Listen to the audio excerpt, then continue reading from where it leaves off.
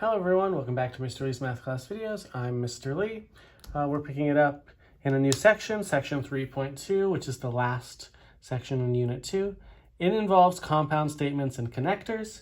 Primarily, it's addressing the fact that not everything in the English language is a basic single output sentence.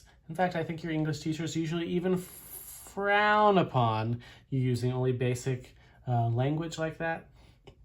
So we need to have a way to deal with connective statements, things with and, or, but, possibly if, then, if and only if, things like that. They're all going to have the equivalent symbols, so we're just going to cover here what they mean.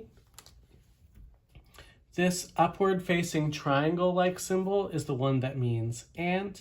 So if you see P and then a symbol and then Q, so you're dealing with multiple statements. This reads as P and Q.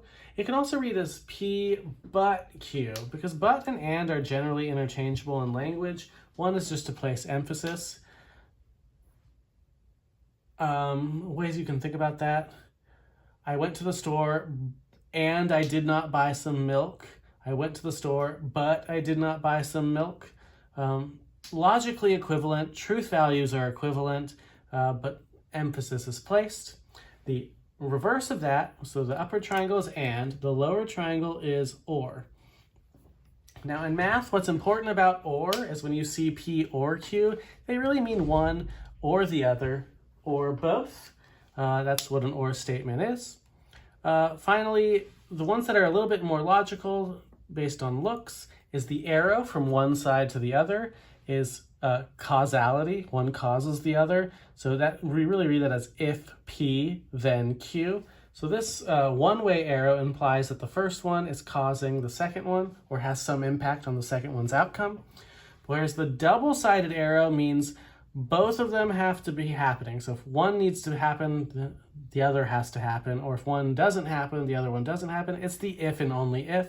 So P if and only if, Q.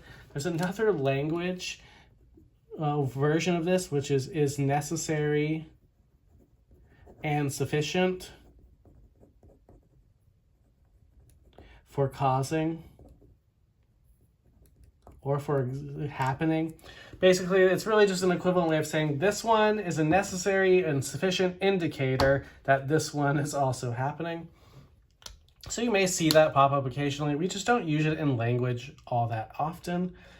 So we're going to practice going possibly from words to symbols. We can also practice going from symbols to words.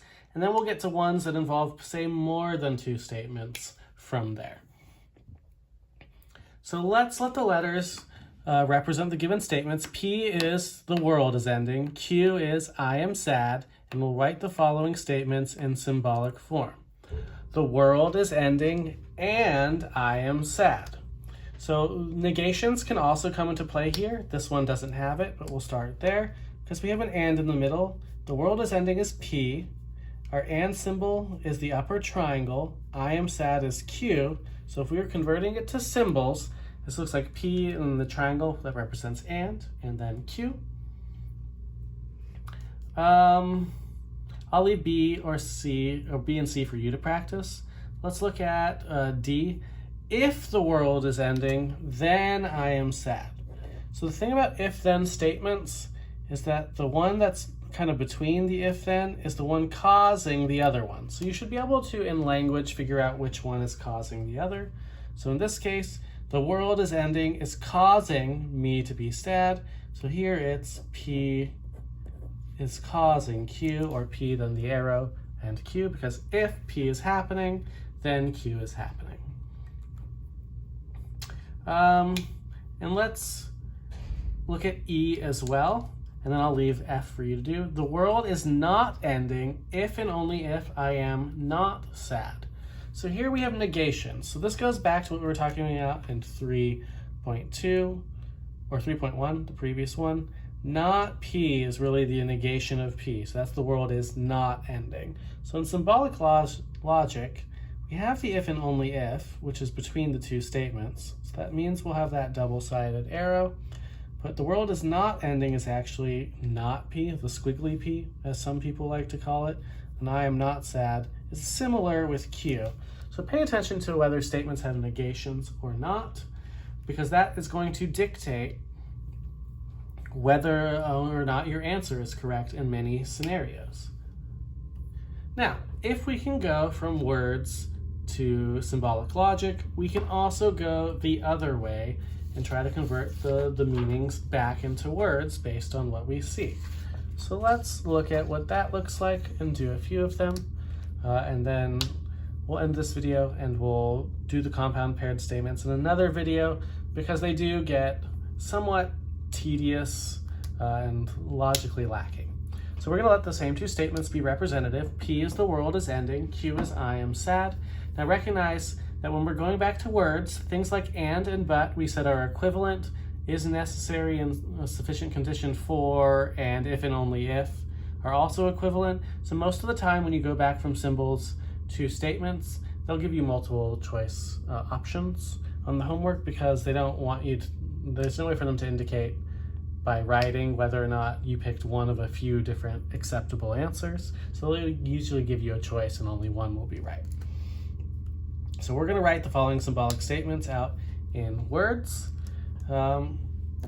Let's look at this one. We have this negation of P, the or symbol, negation of Q, which really means the opposite of P or the opposite of Q. So the opposite of the world is ending is the world is not ending, or the opposite of Q, I am not sad. So again, in math logic, one or the other, or means one or the other or both, which is different than what you normally deal with in language. Usually if someone asks you, do you want to go to Subway or McDonald's, they mean one or the other. In math, we really look at it from a logical perspective, mainly for the reason of truth. So if someone asked you the question, did you go to Subway or McDonald's? And your answer is simply yes, you could have gone to one, you could have gone to the other, or you could have gone to both and your answer would still have been yes. It's kind of one of the things that people like to do in language the most, where they're asked a question of this or this, and their answer is yes, and someone gets a chuckle out of it because they're basically admitting to both. So, whereas some people like to do that in a silly way, that's how math treats the logic. Let's do one more.